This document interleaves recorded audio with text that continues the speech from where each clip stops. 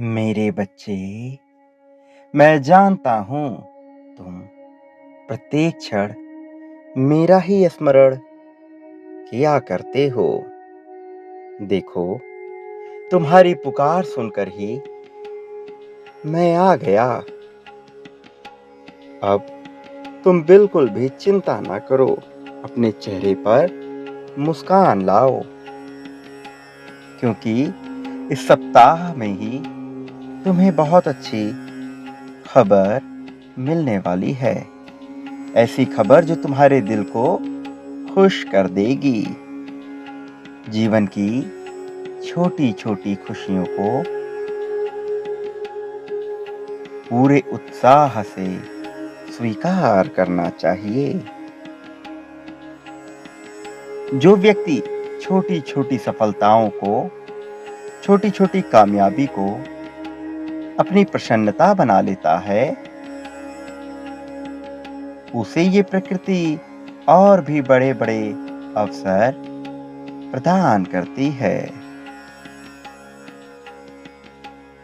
सदैव प्रसन्न रहने के लिए वहीं दूसरी ओर ऐसे लोग जो हर दिन निराश होने का बहाना ढूंढते हैं, कारण ढूंढते हैं, वो जीवन भर दुखी ही रहते हैं। इसलिए छोटी से छोटी कामयाबी को नजरअंदाज मत करो, क्योंकि एक एक सीढ़ी चढ़कर ही लोग शिखर तक पहुंचते हैं। तुम अब इतने कामयाब हो जाओगे, इतने सफल हो जाओगे कि तुम्हारे लिए समय की रफ्तार कई गुना बढ़ जाएगी। छोटे छोटे पल का आनंद लेना कठिन होगा, क्योंकि तुम्हें इतने बड़े बड़े अवसर मिलेंगे। मेरे बच्चे, जीवन के हर एक पल में वास्तविक जीवन ही होना चाहिए, दिखावे का जीवन नहीं, क्योंकि वही शुद्ध जीवन है। अन्यथा बिना किसी उत्साह के कार्य करते रहना, ये तो एक यंत्र, एक मशीन के समान है। तुम मेरे द्वारा बनाई गई सबसे सुंदर रचना हो। जब तुम खुश होकर रहते हो तो मुझे बहुत प्रसन्नता होती है, बहुत अच्छा महसूस होता है। जब तुम स्वयं से पहले दूसरों के बारे में सोचते हो, उनकी आवश्यकताओं का विचार करते हो, तो मुझे तुम पर गर्व महसूस होता है। तुम जिस कामयाबी की अभिलाषा कर रहे हो, वो कामयाबी तुम्हें मिलकर ही रहेगी। तुम्हें अब इतना मिलेगा जो तुम्हारे लिए एकत्र करना ही कठिन हो जाएगा। लेकिन एक बात याद रखना, यदि तुम्हारा विचार इसी तरह निर्मल रहा तो ही ये संभव होगा। मैं देख रहा हूं कि तुम पिछले कुछ दिनों से थोड़ा दुखी हो। तुम्हारे अपनों की बातें और जो तुम स्वप्न में देख रहे हो, उसको लेकर थोड़ा विचलित हो, थोड़ा चिंतित हो।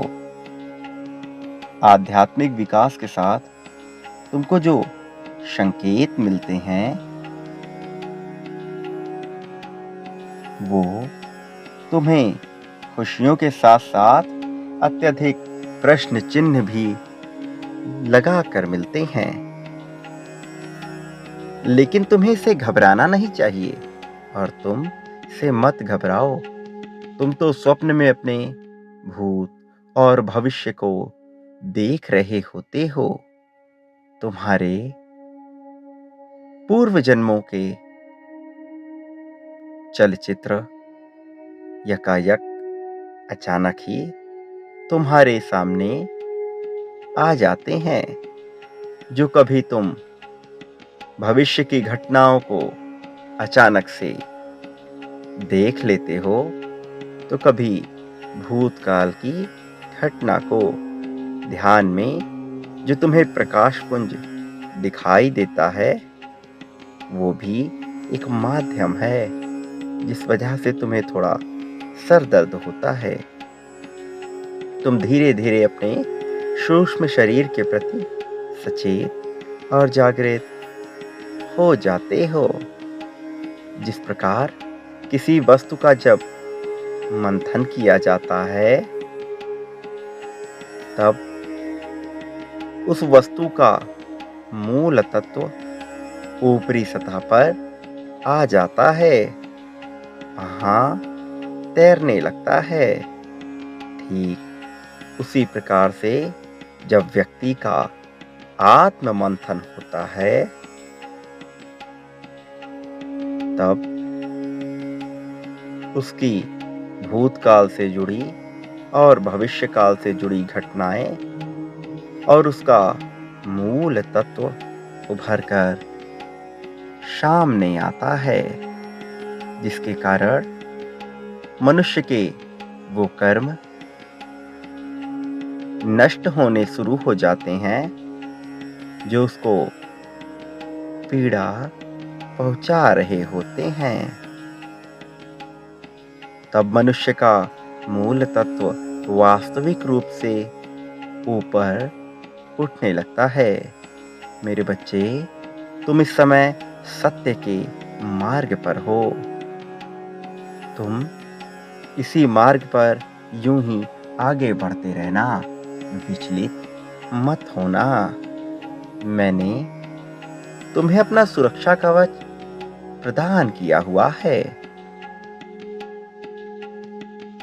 जो तुम्हें हर परिस्थिति में मेरे होने का एहसास करवाता रहेगा।